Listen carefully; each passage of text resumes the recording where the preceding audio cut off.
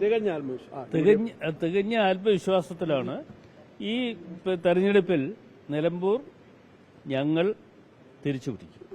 എന്ന് വെച്ചാൽ UDF തിരിച്ചുപിടിച്ച് നല്ല ഭൂരിപക്ഷത്തോടുകൂടി അധികാരത്തിലേക്ക് MLA ആക്കി കൊണ്ടുവരാൻ ഞങ്ങൾ എല്ലാ ശ്രമങ്ങളും നടത്തുന്നുണ്ട്. അതിൻ്റെയുള്ള ചർച്ചകളും അതിനുള്ള പ്രവർത്തനങ്ങളും നിറവേറ്റിക്കൊണ്ടിരിക്കുകയാണ്.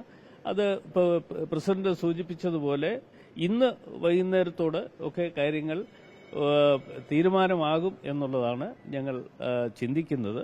പക്ഷേ ഇനി സമയം കിടക്കുകയല്ലേ.